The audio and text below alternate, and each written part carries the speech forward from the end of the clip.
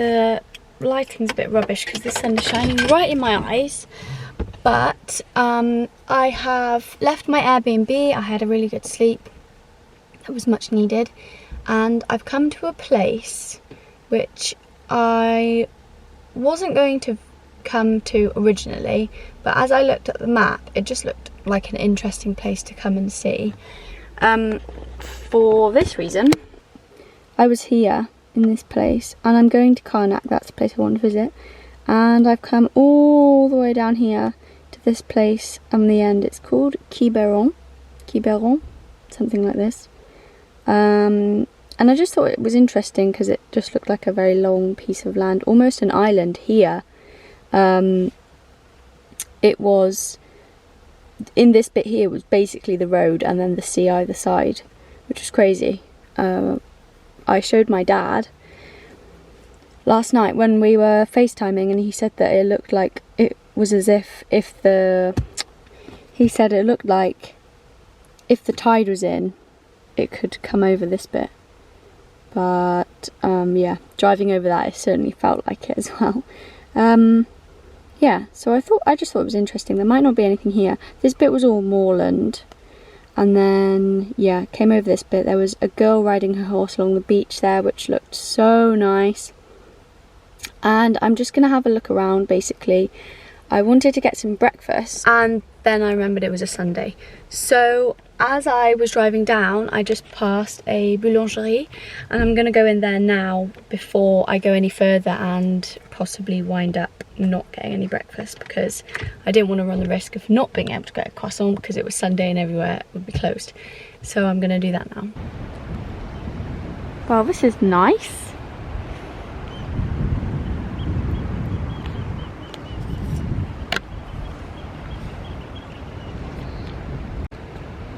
What a cool house.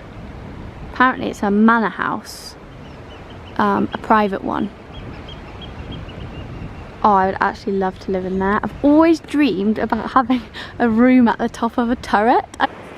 When I was little, I had a friend, and she had her bedroom was at the top of a spiral staircase, and I just thought it was so cool, and ever since then I've really wanted a room in a turret. Yeah, but I came to the beach to eat my breakfast because I thought that would be nice. I ended up getting 2 pain au chocolat because they're probably going to be my last ones that I will eat, because tomorrow I am getting on the ferry and I have to be there really early in the morning. I hope you can hear me because it's quite windy. Yeah, the ferry leaves at 8:30 in the morning, but I have to be there at 7. That's the latest check-in. So yeah, I'm gonna eat my breakfast now and drink my coffee, and yeah, look at the sea. I love the sea. It's also really nice weather. It's much warmer than yesterday. I think it's about 8 degrees, and when I arrived last night it was just, I think it was 1 or maybe even -1, and it's cleared up really nicely, which is lovely because that makes what I want to do in Carnac a lot nicer, and I'll show you when I get there. Oh. They are so good.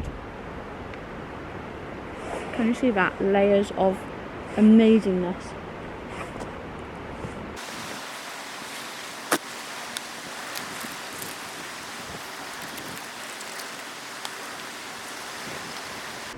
I've arrived in Carnac, and I am at the site of the stones. So basically what I came here to see are things that could possibly be compared to Stonehenge.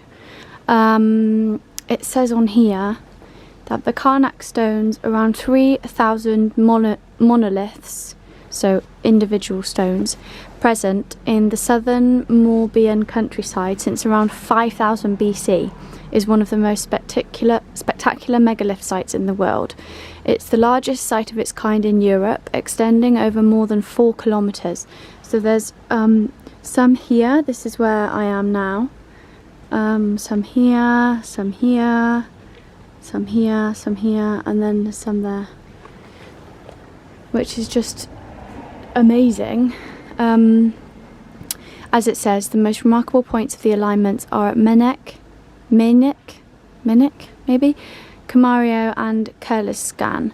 I wanted to show you a road sign because now I'm in Brittany. A lot of the language here is Breton. Well, I think potentially they might speak that here, and a lot of the road signs are bilingual, so they have the French and the Breton. And this is one of the differences. So in French they don't have the letter K. I mean, they have it, but they don't use the letter K, and they obviously do in Breton. So it says these menhirs, this, I might be pronouncing that completely wrong, which means long stones in Breton, have been a protected historical monument since 1889. In addition, the 26 municipalities in the Bay of Quiberon between the Rio de Tel and the Ruiz Peninsula are home to a dense concentration of unique megalith architecture with 550 monuments, 179 of these in the Carnac district, which is particularly rich in monuments from the Neolithic era. So, I mean, potentially I could walk along it. I'm not sure. I'm going to go inside here because there's like a tourist centre and see what there is, and then I'll go and show you the stones, which are just over there. Indique que cet immense tumulus recouvrait la sépulture d'un seul individu. Pour revenir à la personne qui a été inhumée. These are the stones, and they continue pretty much as far as we can see.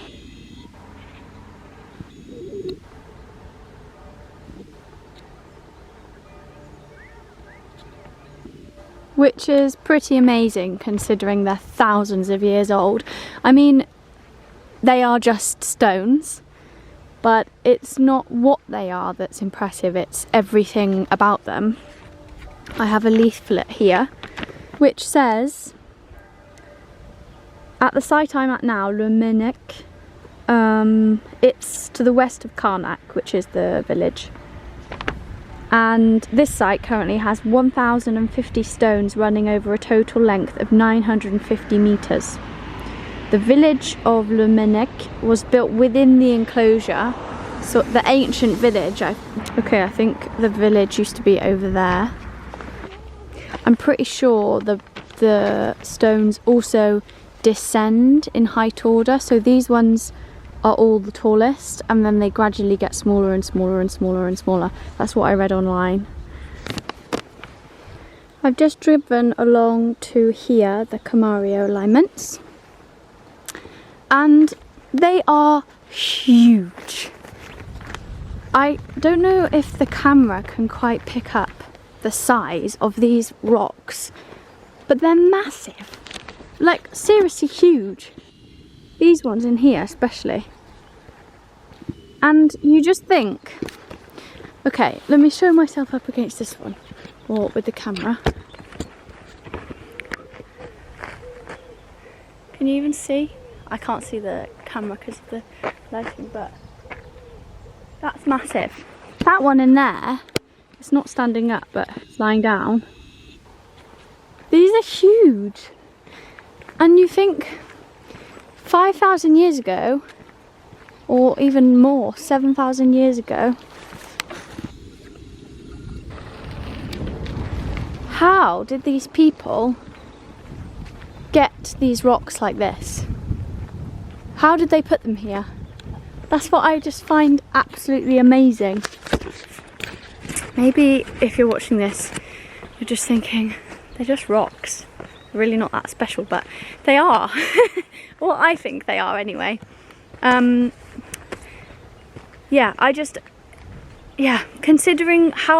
Considering everything they didn't have back then, like they didn't have cranes, they didn't have anything, they had seriously nothing.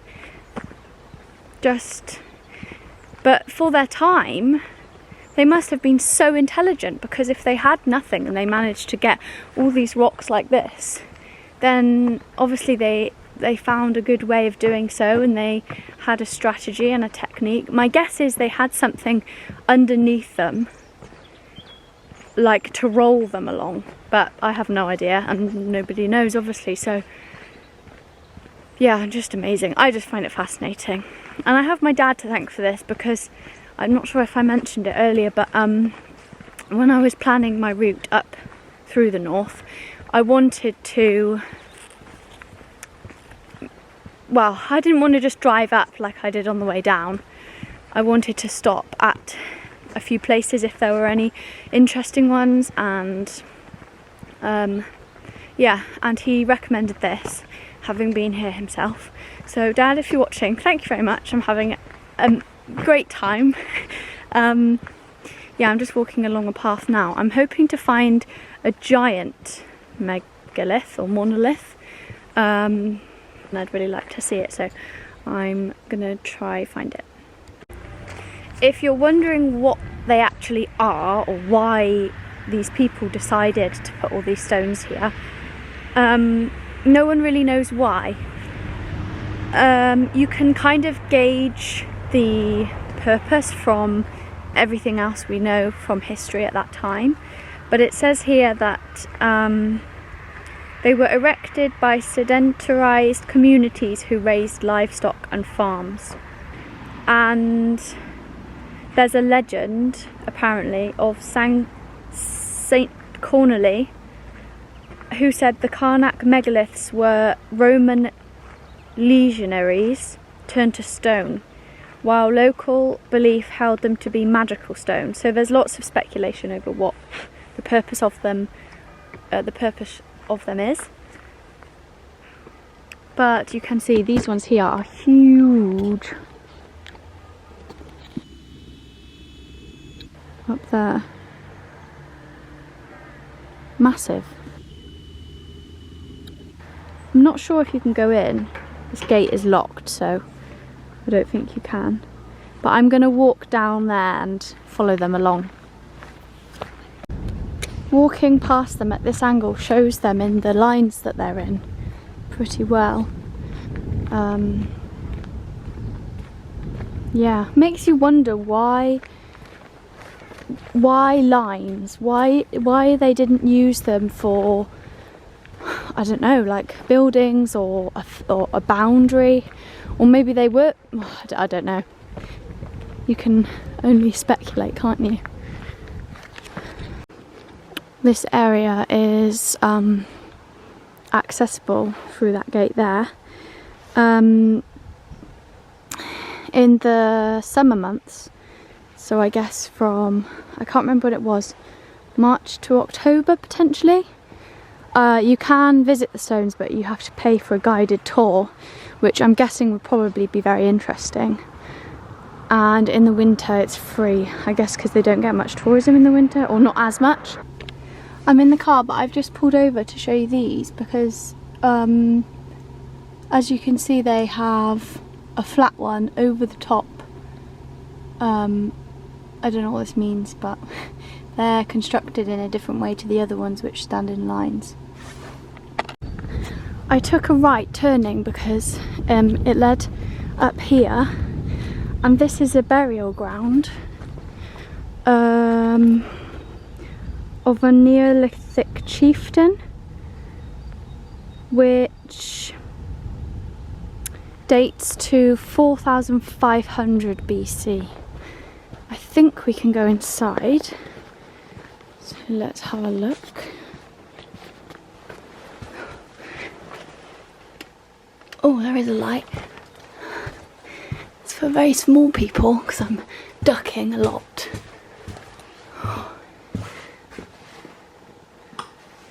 And this is it.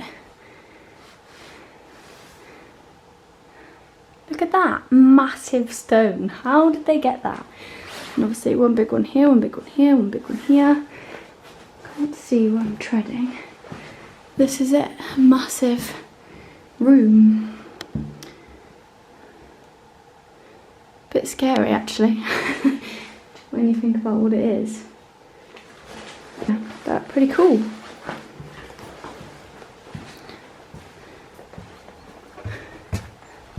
the entrance kind of gets really small at the start and then we're out again. Oh, I think the light's on a timer so we don't have to turn it off. So that's quite cool. There is a rather horrible water tower just here which kind of ruins the whole feeling to it, but yeah. I'm just walking through the building where you get to the site, and these are quite cool. I don't know what they are. They look almost like they would be... I actually have no idea. But I think this might be a money box. Yeah, I think you just put €1 or something in there, and I missed it on the way in, so I'm going to go get €1 now.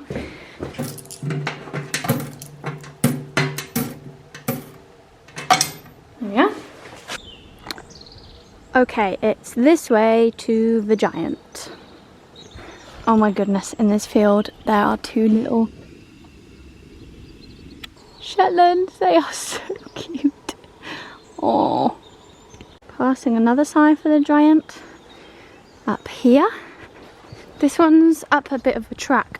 I thought I would, because the sign off the road looked like a bit like a road sign, so I didn't know if we were meant to drive up here, but obviously not. It's really interesting because at the information centre where I started, you could go up onto the roof and there was a information board where you could listen to bits of information about all the stones, and they had a map of the whole area which extended all the way down to that island sort of place where I was this morning in Quiberon, was it? And there were monoliths everywhere, even down there, which I think is interesting because if you think these settlers, they obviously occupied quite a large area of land when you think about it. And also this giant one is way off the beaten path.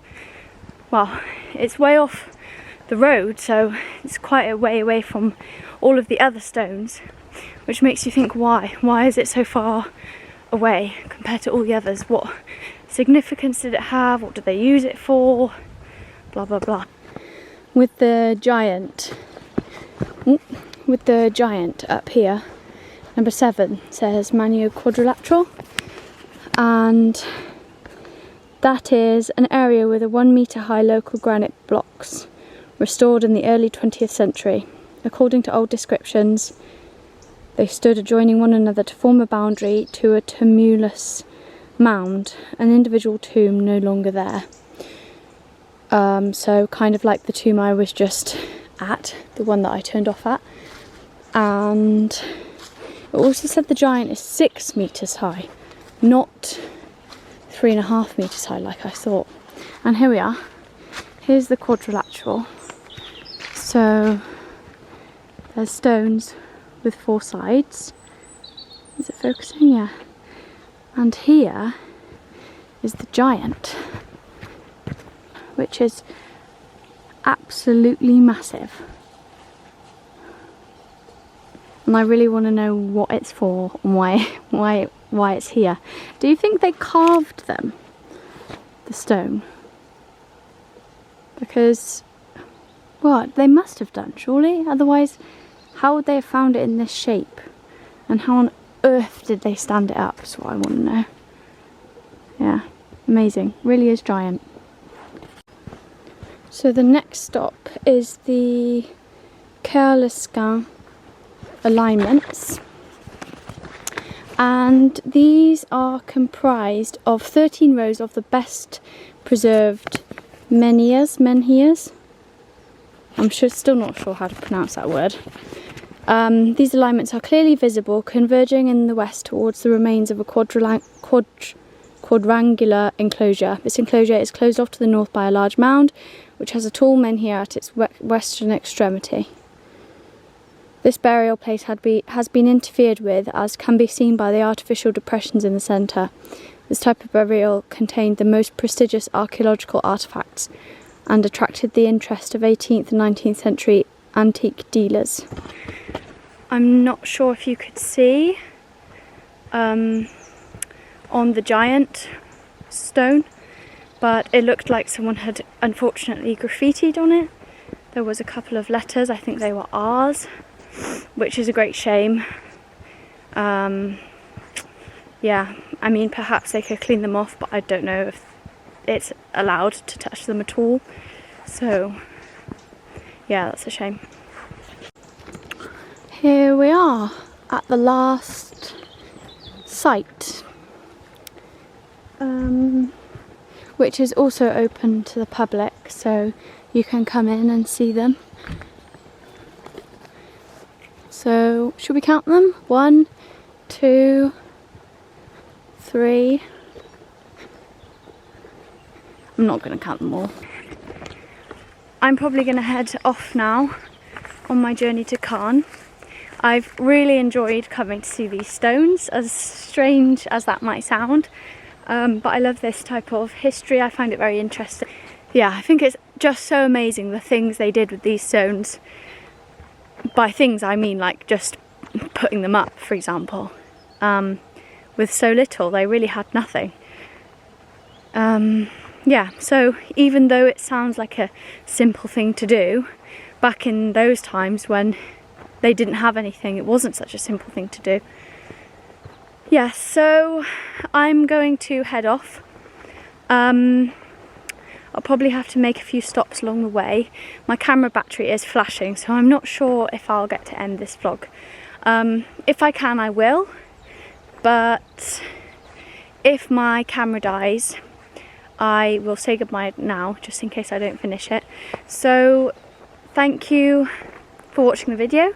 I hope you enjoyed it. If you made it to the end, then well done. I hope you found these stones as interesting as I did. Hopefully you learned a bit about them from what I told you from the leaflet that I was reading from. Yeah, so I hope you enjoyed the video, and I will see you for another one sometime soon. Bye!